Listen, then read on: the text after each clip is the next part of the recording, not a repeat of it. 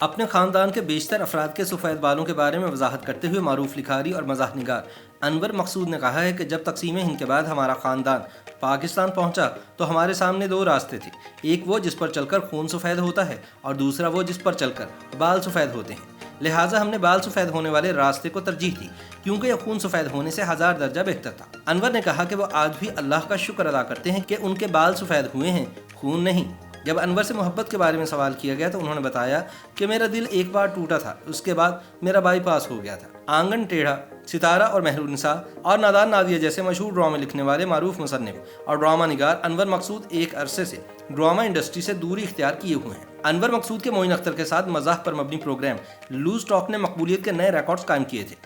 ان کے تحریر کردہ تھیٹر پلے تو سامنے آتے رہتے ہیں، لیکن ایک طویل عرصے سے پاکستانی ڈرامے کے لیے ان کا قلم خاموش ہے۔ انور مقصود نے اب ایک انٹرویو میں ڈرامہ نہ لکھنے کی وجہ بتاتے ہوئے کہا کہ میں خود اس کام سے پیچھے ہٹ گیا ہوں کیونکہ ابھی جو کچھ ٹی وی پر چل رہا ہے اس کے مطابق میری جگہ بن نہیں سکتی۔ انور مقصود کہتے ہیں کہ اب ریٹنگ کا چکر آ گیا ہے، ڈائریکٹر پروڈیوسر ہر معاملے میں پیچھے رہ گئے ہیں، اب تو مارکیٹنگ ڈپارٹمنٹ سب کچھ طے کرتا ہے کہ کون سا اداکار چاہیے کون سا نہیں اور ڈرامہ کیسا ہونا چاہیے۔ انور مقصود سے جب پوچھا گیا کہ انہیں آج کے ڈرامے ماضی میں لکھے گئے ڈراموں سے کس طرح مختلف لگتے ہیں تو انہوں نے کہا کہ شروع میں اشفاق احمد، بانو قدسیہ، منو بھائی اور فاطمہ سریا بجیا نے ڈرامے لکھے، نور الہدیٰ شاہ نے بھی بہت اچھے ڈرامے لکھے اور اپنی جگہ بنائے۔ پھر یہ ہوا کہ انڈیا کے ڈرامے آئے تو ہمیں لگا کہ وہ ہمارے ڈراموں سے کچھ سیکھیں گے، لیکن کام الٹا ہو گیا، ہمارے لکھنے والوں نے ان سے سیکھنا شروع کر دیا، بس یہیں سے ہمارے ڈرامے کی تباہی اور بربادی کا آغاز ہوا۔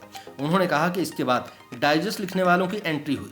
ہمارے ملک کی 70% آبادی کیونکہ پڑھی لکھی نہیں ہے، اس لیے انہوں نے ساس بہو کے جھگڑوں کو پسند کیا اور ایسا لکھنا ٹرینڈ بن گیا۔ پھر کہیں دیور بھابھی تو کہیں بڑی بہن کے منگیتر سے چھوٹی بہن کا عشق نظر آیا۔ اب لوگ اگر یہ سب کچھ پسند کر رہے ہیں تو کیا کہا جائے۔ انور مقصود کے بقول اچھا لکھنے والے تو ایسا لکھنے کا سوچ بھی نہیں سکتے، اس لیے وہ ڈرامے سے دور ہو گئے ہیں۔ وہ کہتے ہیں کہ میں تو آج کے ڈرامے کو اچھا برا کہتا ہی نہیں ہوں، میں سمجھتا ہوں کہ آج ڈرامہ ہے ہی نہیں، یہ کیا چیز ہے بس آپ سوچیں۔ آج کے ڈرامے کی سب سے بڑی خامی بارے انہوں نے کہا کہ آج سب کچھ جلدی اور ڈیمانڈ پر لکھا جا رہا ہے، لکھنے والوں پر پریشر ہے، ایک ڈرامے میں جو باتیں لکھی جا رہی ہیں وہی اگلے ڈرامے میں بھی دہرائی جا رہی ہیں۔ یکسانیت اس قدر ہے کہ ایسا لگتا ہے جیسے ہر چینل پر ایک ہی ڈرامہ چل رہا ہے۔ انور مقصود کہتے ہیں کہ آج کل جو ڈرامہ لکھنے والے ہیں ایسا لگتا ہے کہ شاید ان کے گھر میں کوئی کتاب ہی نہیں ہے۔ انہوں نے کہا کہ خدا کے لیے ڈرامہ لکھنے والے ساس بہو کے جھگڑوں اور گھریلو سازشوں کو موضوع بنانا چھوڑ دیں۔ مزاح نگاری کے حوالے سے اپنا تجربہ شیئر کرتے ہوئے انور مقصود نے کہا کہ مزاح لکھنا آسان نہیں ہے، یہ تو تلوار کی دھار پر چلنے کا کام ہے، سمجھ لیں آگ کا دریا ہے جسے پار کرنا ہے، کسی کی تضحیق بھی نہیں ہونی چاہیے اور تہذیب کے دائرے میں رہ کر لکھا جانا چاہیے، ورنہ بیہودہ مزاح لکھنا تو بہت آسان ہے، 3 دن میں 20 ڈرامے لکھے جا سکتے ہیں۔ انور مقصود نے کہا کہ میں نے کبھی یہ سوچ کر نہیں لکھا کہ مجھے ایوارڈ ملے گا، بلکہ میں تو ان لوگوں کو خوش نصیب سمجھتا ہوں جنہیں ایوارڈ نہیں ملتا، کیونکہ ان سے اچھے کام کی توقع کی جا سکتی ہے۔ آج کسی ڈرامہ نگار کا ایک ڈرامہ کامیاب ہو جائے تو وہ اسے ہی اپنی کامیابی سمجھ لیتا ہے۔ انور مقصود کا حکومت وقت اور اہم عہدوں پر براجمان شخصیات پر تنقید کی وجہ سے دباؤ کا سامنا بھی رہا۔ اس حوالے سے انہوں نے کہا کہ کہا جاتا تھا کہ ہماری تعریف میں بھی کچھ لکھیں تو میں کہتا تھا کہ آپ اچھا کام کریں، جس دن اچھا کام کیا میں خود لکھوں گا، کہنے کی ضرورت بھی نہیں پڑے گی۔ انور مقصود کا ماننا ہے کہ میزبان جس شخصیت کا انٹرویو کرے اس کے بارے میں پہلے آگاہی حاصل کرے۔ آج کل تو میزبان کو پتہ ہی نہیں ہوتا کہ ان کے سامنے جو شخصیت بیٹھی ہے اس نے کیا کام کیا ہوا ہے اور کیا نہیں، بلکہ آج کل تو شوز میں باقاعدہ بدتمیزی ہو رہی ہوتی ہے۔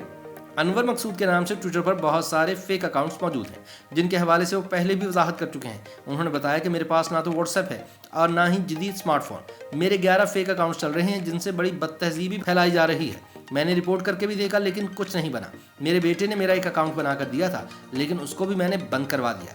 انور مقصود کہتے ہیں کہ انہوں نے آج تک جو کچھ لکھا وہ ان کی آپا فاطمہ سریا بجیا کی بدولت ہے، جن سے انہوں نے لکھنا سیکھا۔